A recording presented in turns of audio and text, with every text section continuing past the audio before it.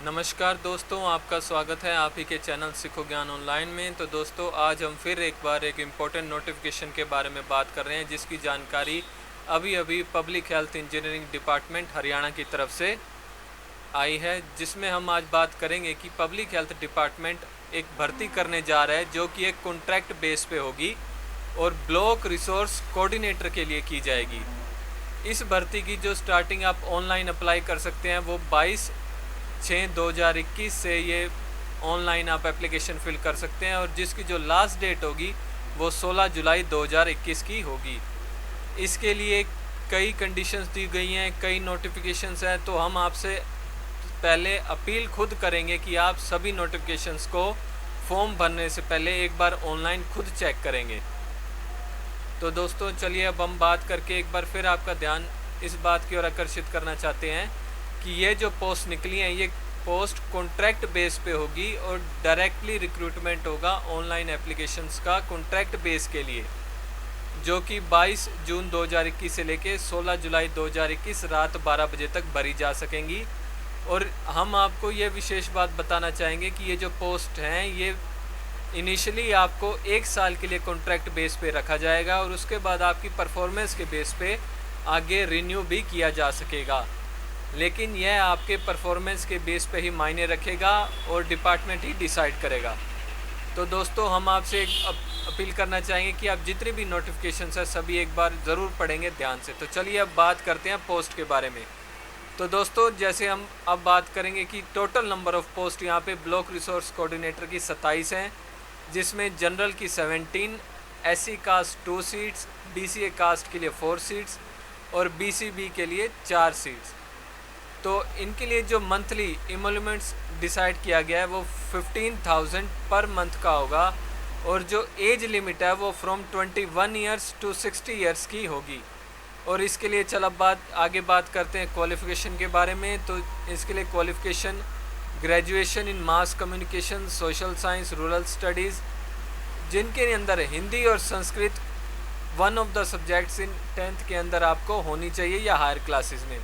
और यहाँ पर जैसे और भी दिखाया गया है कि आप ग्रेजुएट सोशल साइंस के लिए जैसे anthropology, geography, communication, cultural studies, economics, education, history, political science, sociology, linguistic, physiology, psychology, social psychology, social work, development studies. तो ये अगर इन्हीं सब्जेक्ट्स के अंदर आपने ये सब्जेक्ट्स आपने लिए हैं, आपने इनमें पढ़ाई की हुई है, तो आप इनके अंदर फॉर्म ऑनलाइन भर सकते हैं। तो चलिए दोस्तों, अब बात करते हैं वर्क एक्सपीरियंस की। तो कम से कम ये ज़रूर आप बात रखिएगा इस भर्ती के अंदर कि कम से कम 2 साल का एक्सपीरियंस ऑफ वर्किंग मांगा गया है गवर्नमेंट डिपार्टमेंट में या नॉन गवर्नमेंट ऑर्गेनाइजेशन के अंदर, और स्पेशली किस स्ट्रीम में, जहाँ पर आप पाइप्ड वाटर सप्लाई स्कीम के अंदर या विलेज वाटर के अंदर या सैनिटाइजर में आपने पहले काम किया है, या सीवरेज कमेटी या वाटर क्वालिटी मॉनिटरिंग में या सर्वेलेंस सैनिटेशन में। तो चलिए अब बात करते हैं फ़ीस के बारे में। तो सबसे पहले ब्लॉक रिसोर्स कोऑर्डिनेटर के लिए जनरल कास्ट के लिए जो यहाँ पे फ़ीस दी गई है वो है 500 रुपये, और जो SC, BCA, BCB कास्ट के लिए है वो फ़ीस डिसाइड है 250 रुपीज़, 250 रुपये। तो ये एक नोटिफिकेशन है कि अगर आप एक बार फ़ीस डिपॉजिट कर देते हैं तो वो ना तो ट्रांसफ़रेबल होगी और ना ही रिफ़ंडेबल होगी, ना ही उसे आगे एडजस्ट किया जाएगा, और जो फ़ीस होगी वह भी ऑनलाइन ही डिपॉजिट होगी ई चालान के तौर पर। तो चलिए अब आगे बात करते हैं criteria for selection, examination and syllabus. तो इसके लिए सबसे पहले आपको ये बता दिया जाता है कि जो नोटिफिकेशन है उसमें यह ख़ास तौर पर मेंशन किया गया है कि जो एग्ज़ाम होगा वो रिटन एग्ज़ाम होगा 100 मार्क्स का। तो हम ये आपको स्पेशली पहले ही इन्फॉर्म कर देना चाहते हैं कि रिटन एग्ज़ाम की नोटिफिकेशन आई है कि रिटन एग्ज़ाम में लिया जाएगा, जिसके टोटल मार्क्स होंगे 100, और जिसके अंदर मार्क्स इस तौर पर डिवाइड किए गए हैं कि मान लीजिए हिंदी के 20 marks, general English 20, social science 20, basic computer knowledge 20 marks, और वाटर कंजर्वेशन के लिए भी 20 मार्क्स। तो यहाँ पर टोटल 100 मार्क्स। और यहाँ भी एक नोटिफिकेशन है कि जो क्वेश्चन बुकलेट होगी वो इंग्लिश और हिंदी दोनों लैंग्वेज के साथ ही होगी। तो चलिए दोस्तों, अब आगे बढ़ते हुए ये भी ख़ास तौर पर आपको बता देना चाहते हैं कि इस क्वेश्चन पेपर में नेगेटिव मार्किंग होगी, जहां पर हर गलत जवाब के लिए आपका डिडक्ट किया जाएगा 0.25 मार्क्स।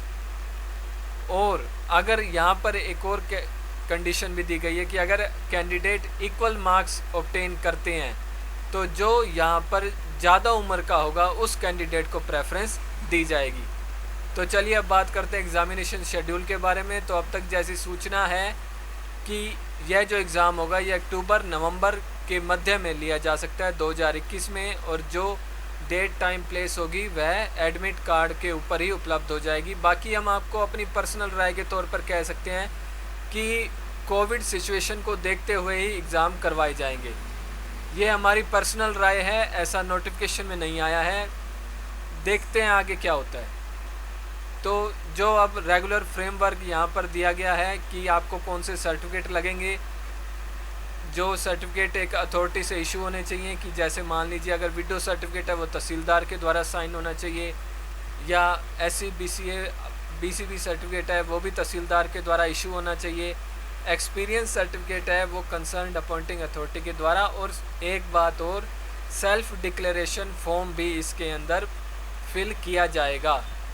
तो चलिए अब आगे बढ़ते हुए, कई यहाँ पर और नोटिफिकेशन दी गई हैं, तो आपसे अपील है कि आप फॉर्म भरने से पहले एक बार सभी नोटिफिकेशंस को ध्यान से रीड खुद करना चाहेंगे, क्योंकि ये आगे हम बात करना चाहते हैं कि जो डॉक्यूमेंट्स आप अपलोड करेंगे उसके अंदर जो स्कैंड फ़ोटो होगी वो 100 KB से ज़्यादा नहीं होनी चाहिए, और जो स्कैंड सिग्नेचर है वह भी 100 KB से कम का ही होना चाहिए।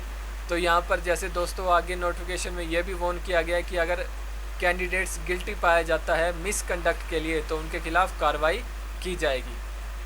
वो सभी जैसे एग्ज़ाम में अगर आप अनफेयर मीन्स यूज़ करते हैं, गलत तरीके से एग्ज़ाम को क्लियर करने की कोशिश करते हैं, तो वो कार्रवाई की जाएगी।